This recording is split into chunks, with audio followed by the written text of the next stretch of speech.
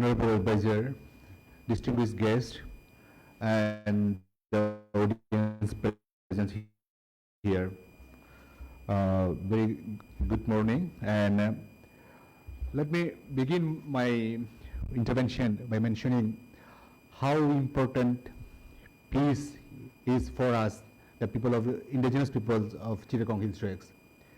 If I mention, my family was displaced 3 times during the time of conflict, and my elder brother was killed, and several of our relatives, close relatives, were killed in front of me.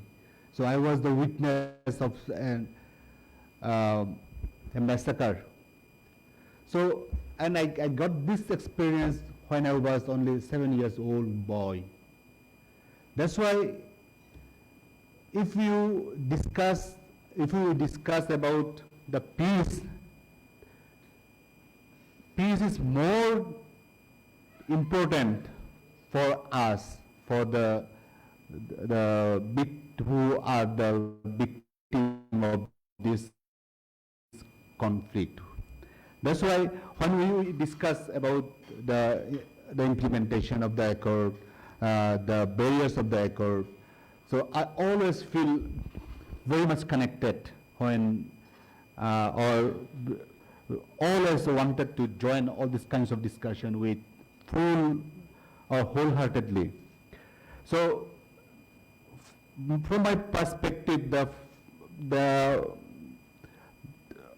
very important and foremost important point is realizing the Chittagong Hill Tracts problem as a political problem. It is not a security problem, it is not an economic problem. And our political leaders who realized it back in 1997, that's why they signed the peace accord. And after 28 years of the accord, if we now see the Chittagong Hill Tracts problem as security problem, as economic problem, then we are going far away from the main point. So we need to realize the Chittagong Hill Tracts issue is a political problem. And now I'm not going to go detail why and who are the responsible that the accord have not been implemented over the years. But briefly, if we consider who are the spoiler groups who contributed to not to implement the peace accord. If we can find out the spoilers group, then it would be easier for our policymakers to address the issue to the point. For example, the spoiler groups are the arms groups, including the KNF, who are destabilizing the law and order in Chittagong Hill Tracts. So this is actually getting the attention of the policymakers, that the people who are responsible to implement the peace accord, now they are dealing with this kind of spoiler groups. On the other hand, the settler organization, over the years we see the Shram Adhikar Parishad, Gano Adhikar Parishad, they are the one who are creating bar, holding the meeting of Land Commission, holding the meeting of the Task Force for Internally Displaced Refugee and Internally Displaced Persons. And you see, just few days ago, we saw that the Chittagong Hill Tracts Accord Implementation Monitoring Committee had their meeting in Chittagong. Why not in Rangamati, Khagrasiwan, in Chittagong Hill Tracts? But they were forced to shift their meeting place due to the creating bar of this spoiler group, like settler organizations. So, and also, there are also a vested interest within the security apparatus, because there is a saying that the security apparatus think that if the accord is implemented, then their budget will reduce, their control over that particular territory will reduce, and also the influence will also reduce. That's why they create bar every time. So if our policy makers can address all these points, then we can find out the solution in coming days. That's my personal perspective. On the other hand, my fellow friend Shataj already mentioned about the policy of othering, and this is very important. And this othering is at the same time is giving us tag like separatist,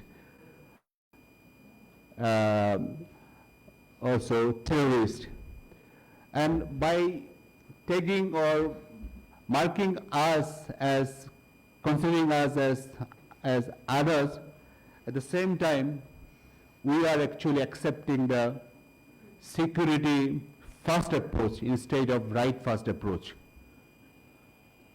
Because when we are considering indigenous people as separatists, as criminal, as terrorists, then we always think about taking the security action, ignoring or undermining their political rights on other rights. That's why this is very important. At the same time, we always see that there is propaganda that the Chittagong Hill is going to be an independent Christian state, or they are mobilizing the people to become the independent. But the reality is, since the beginning of the independence of this country, our political leaders always demanding to be part of this constitution. They are demanding for the ethnic recognition of our distinct identities, but it was always ignored by the political elites of this country. And another thing is, I think this is also important. Suppose the main point of the Chittagong Hill Tracts, the problem is the land issue. So, and why land commission still cannot function, and why the Bengali states are creating problem one after another, because they are also thinking that they are totally insecure, because our government cannot produce any viable options for them. Suppose if the land commission is being functional, and if the indigenous people get their land back, that means the settlers who are now occupying the land of indigenous people, they need to be shifted another place. So are the government interested to show the options, what is the option, how those people will survive, what is the plan, alternative plan of the government for these people who lost their land. So I think government should also mention about the alternative rehabilitation plan or security plan for this people. And so I'm not going to problem again and only share some of the recommendations. If I consider there are several questions here. So the question number 3, what is the provision of the 1997 peace accord should be considered for highest priority? I think the land commission. And if the government can have the political will and come forward with a strong commitment to make the land commission functional, and they can do this. Because if we see during the signing of the accord 1997, during that time also there was huge protest, there's a strong opposition during that time. Even though the Secretariat government during that time, they took the strong, bold decision to solve this problem. So if new political leaders, if they take the bold step to make the Land Commission functional, they can do that. And number 7, if you could recommend any actionable step to improve the human rights situation. As a human rights organization, I recommend that we don't need to go far away. Just if we can deliver justice of the recent incidents. Because over the years we are seeing that the culture of impunity, people are killing, our women are raped. So, but in the ground there is no justice. So if we can form a credible proof body to investigate the recent incidents in Rangamati or Khagachori and even last killing in Guimara. So if we can punish the perpetrators, then it will actually help us to set up an example that the perpetrator was punished, and the new incidents we can avoid new incidents. And finally, we already discussed about the UPR, and in the last UPR circle, Bangladesh government accepted particular recommendation on the full implementation of Chittagong Hill Tracts Accord, and also another recommendation was the declaration of the roadmap for implementation of the Chittagong Hill Tracts Accord. And this is very important. If we can, this is also another expectation from the government, and I think the political party should commit to the nation that they will implement the Chittagong Hill Tracts Accord and by introducing the roadmap. And my final point is, we are very encouraged that the diplomatic missions are taking initiative to bring the people here discussing and trying to narrow the gap by having this kind of discussion.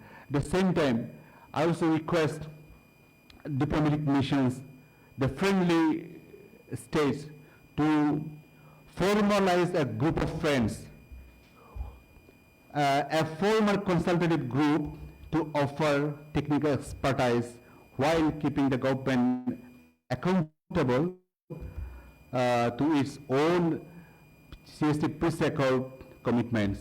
I think if we can have this diplomatic friends group, they can also have the meeting, dialogue, with the pre-accord implementation and monitoring committee. And this actually help the whole process or government to be accountable. Thank you for your patient hearing.